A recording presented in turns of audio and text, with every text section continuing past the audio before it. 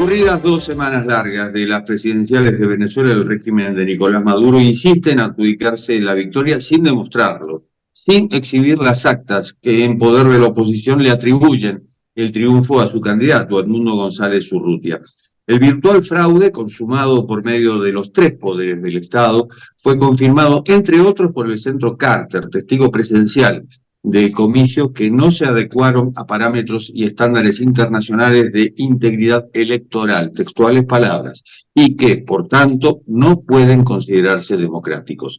Fascismo, redes sociales, organizaciones no gubernamentales, odio. La Asamblea Nacional de Venezuela, controlada por el régimen también, ha allanado ahora el camino para la aprobación de polémicas leyes que apuntarían a incriminar a la oposición. Maduro fue proclamado presidente con el 52% de los votos para un tercer mandato de 6 años, es decir, hasta 2031.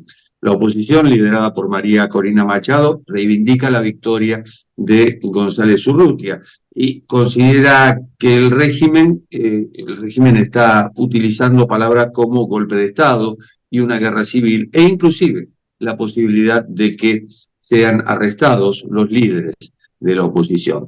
La eventual reelección, por llamarla de algún modo, desató protestas de todo tipo que dejaron hasta ahora 25 muertos, 192 heridos, 2.200 detenidos, en medio de llamados de Estados Unidos, Europa, varios países de América Latina, para que el Consejo Nacional Electoral presente el escrutinio detallado de las elecciones. Estamos con Juan Antonio Blanco, que es historiador, exdiplomático, experto en negociación de conflictos y presidente del Laboratorio de Ideas Cuba Siglo XXI. Juan Antonio, bienvenido. Y la primera pregunta es, ¿cómo ve la situación en Venezuela? Bueno, muchas gracias por la invitación. Eso lo puedo contestar muy rápidamente. La veo mucho mejor que hace 2 semanas atrás.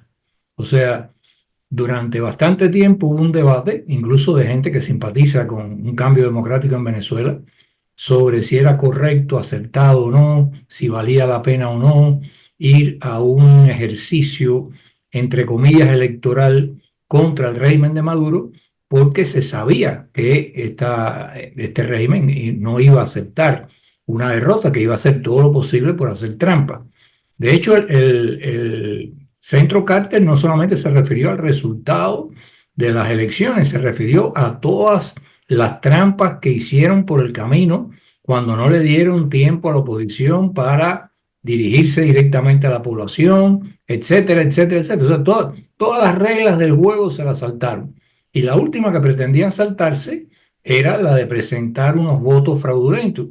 Pero la oposición, en este caso, que es una nueva oposición, esto no se puede comparar con la oposición de la época de Juan Guaidó, que era parlamentaria, etcétera. Esto es una oposición de masas que ha incluido a las bases históricas del chavismo en esa oposición.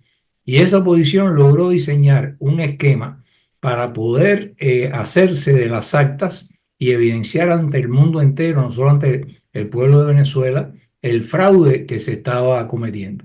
Curiosamente, según declaraciones de María Corina y de otros dirigentes que estuvieron a cargo de esa operación, el 75% de los centros electorales, ellos pudieron obtener en ese 75% las actas gracias a la colaboración de los militares, capitanes, tenientes, subtenientes, sargentos, soldados, que estaban a cargo de impedir que ellos pudieran entrar y que ellos pudieran acceder a esas actas. Luego, esta discusión que hoy se tiene, ¿qué harán los militares? Los militares ya empezaron a hacer cosas.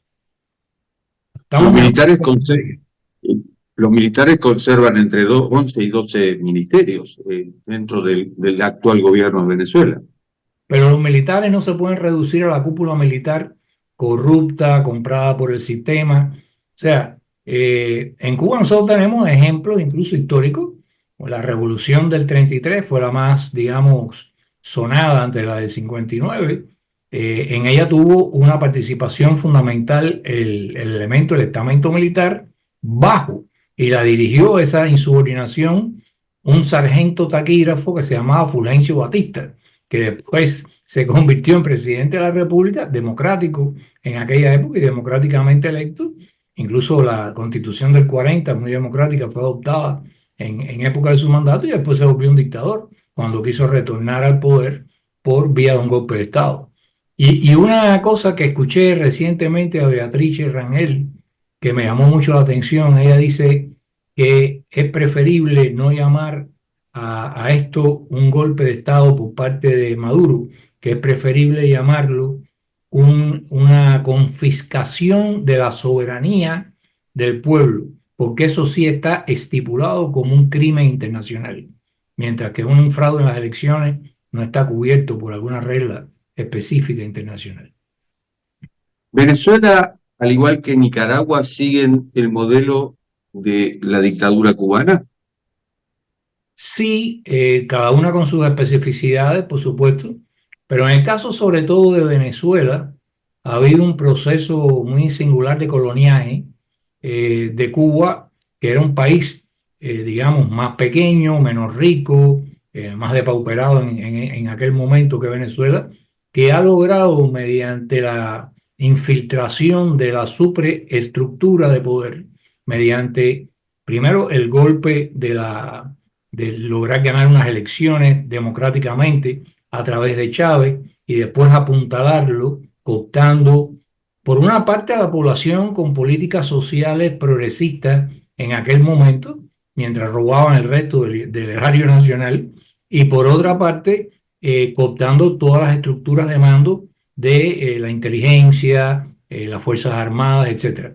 Es eso lo que en este momento de crisis al parecer están tratando de reforzar, no enviando una fuerza legionaria como hicieron en Angola, que eran 35.000, y ahí llevaron a existir 50.000 hombres en un momento determinado, porque no la necesitan, lo que necesitan es un cuerpo de élite capaz de garantizar la seguridad, en primer lugar, de Maduro y el control sobre el entorno de Maduro. La gente que piensa en que estas son personas que se dedican a la seguridad personal conocen el 50% de sus funciones. El otro 50% es controlar a la persona que se supone están protegiendo.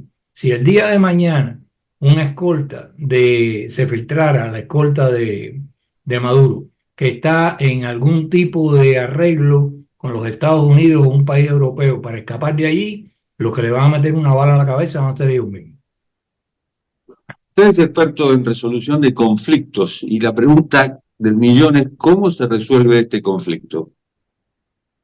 Bueno, usted sabe tanto como yo, porque usted también es un gran experto en relaciones internacionales y en negociación, que mientras hay una cosa que los negociadores llamamos BATNA en inglés, Better Alternative to a Negotiated Agreement, o mejor alternativa a una solución negociada. Mientras Maduro crea que él tiene una mejor alternativa a tener que negociar su salida, pues se va a fincar en el poder y va a hacer todo lo posible por mantenerse ahí. Entonces, el arte de la negociación aquí no se trata de convencer a un burro de que es mejor por los derechos humanos, por su dignidad personal, por el bien del país, que él se vaya, porque esa no es la forma en que los burros razonan y los criminales tampoco, mucho menos los narcotraficantes.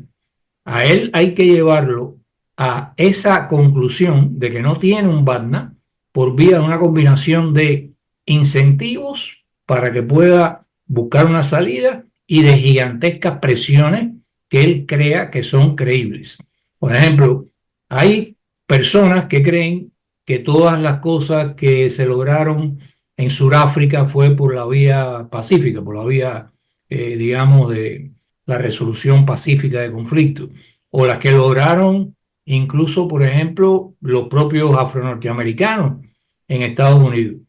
Y cuando uno escarba la realidad, se da cuenta de que eso no es tan. O sea, cuando los surafricanos estaban resistiendo un boicot internacional muy efectivo, no era un boicot de un país, era un boicot de la comunidad internacional, que era económico, financiero, comercial, pero al mismo tiempo las tropas cubanas apoyadas por todo el andamiaje ruso incluida la inteligencia de sus satélites, estaba ya en el borde de la frontera y había derrotado a las tropas surafricanas antes de haber llegado hasta ahí. Y dentro de Sudáfrica, el ANC, que tampoco eran carmelitas descalzas, estaban también realizando una cantidad de acciones violentas que iban increciendo. Ante esas circunstancias, las opiniones podían haberse dividido, y de hecho se dividieron en un momento en dos. Buscamos una salida pacífica y nos aseguramos que todos nosotros vamos a tener un futuro en Sudáfrica, los blancos me refiero, o nos atrincheramos hasta el final. Gracias a Dios prevaleció la opinión más razonable de Leclerc, que no había sido menos racista ni menos represor que los demás, pero que tuvo la lucidez en ese momento de reconocer que estaba en un callejón sin salida. ¿Podemos llevar a Maduro a esa situación sin una presión creíble de que más allá de las negociaciones se está jugando su existencia? Eso es lo importante. De lo contrario, ninguno de estos personajes va a acceder por mutuos propios a una cosa que es más razonable, más humana y más ética, como sería acabar de ponerle fin a este capítulo venezolano. ¿Cuánto pesa el reconocimiento internacional, en especial de Rusia y de China, que son miembros del Consejo de Seguridad de Naciones Unidas? Pesa para bloquear las soluciones de los canales internacionales que debían ya hace rato haber actuado. O sea, nada más que por la resolución sobre la responsabilidad de proteger, que permite, legitima intervenciones internacionales humanitarias, que fue aprobada en el 2005 en Naciones Unidas. Nada más que por eso, ya era hora de que Naciones Unidas y su Consejo de Seguridad hubiera puesto orden en Venezuela. Pero ellos cuentan ahí con la solidaridad de Rusia y de China. Entonces, esto obligará a los países democráticos, a los países de la región que se ven amenazados de múltiples maneras, siempre han estado amenazados por iniciativas de desestabilización subversiva por parte de Caracas y Cuba, pero ahora se ven amenazados por otra ola de inmigrantes que van a desestabilizar la situación de gobernabilidad financiera, económica de sus países. Entonces, va a haber que hacer algún tipo de coalición aquí. Y yo no estoy pensando en Colombia, Brasil y México. Estoy pensando en algo un poquito más grande, como lo fue el grupo de Esquipula o el grupo de Contadora en su momento, cuando la guerra en América Central, que actúe de conjunto y que escale la situación de presiones hasta donde tenga que escalarla para lograr de que estas personas reconozcan que no tienen otra salida que negociar una transición pacífica. Me queda la duda sobre la ausencia, en este caso, en una supuesta coalición, de Brasil por un lado, de México por el otro y de Colombia, país fronterizo, que curiosamente es el que más inmigrantes venezolanos recibe. La cuestión no sería en que un grupo negociador excluyera a esos tres países. La cuestión sería que sería, a mi juicio, no muy sensato dejar en manos de los tres países que hasta ayer fueron los más próximos a la dictadura de Maduro la solución del problema, porque siempre van a tratar de buscar la solución menos dolorosa y más favorable a lo que es la dictadura de Maduro. Honradamente, yo no puedo esperar otra cosa de quienes lo han estado aupando hasta ayer. Entonces, entiendo que por su propio bien están tomando distancia de ese cataclismo que está ocurriendo en este momento en Venezuela. Pero eso no es porque realmente, a mi juicio, quizás sea tremendamente injusto, pero eso no es tanto porque se han alineado con nuevos conceptos y nuevos principios. Es que acorde a su propio principio de subsistencia política en México, en Venezuela, perdón, en Brasil y en Colombia, simplemente no les conviene estar tan cerca de una dictadura tan flagrante como la de Maduro. Y en un momento, bueno, en Chile ya es un apestado.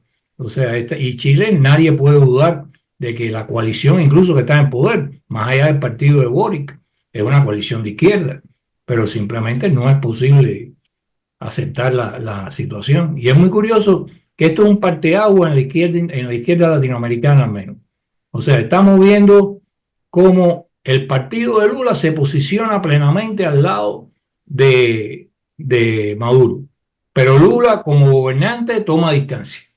Estamos viendo cómo el Frente Amplio en Uruguay se distancia del gobierno y también planta en una posición de compromiso con el gobierno de Maduro, al punto de que Mujica tiene que tomar distancia de su propio partido histórico, el que él fundó, y decir, no, no, conmigo no contaron y yo no estoy de acuerdo con esa barbaridad.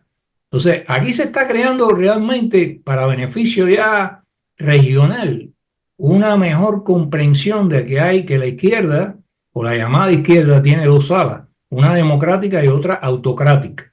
Y aquí cada cual, según el papel que juegue en esta crisis, quedará claramente delimitado en un bando o en el otro. Clarísimo, Juan Antonio, muchísimas gracias. Gracias a usted, don Elías.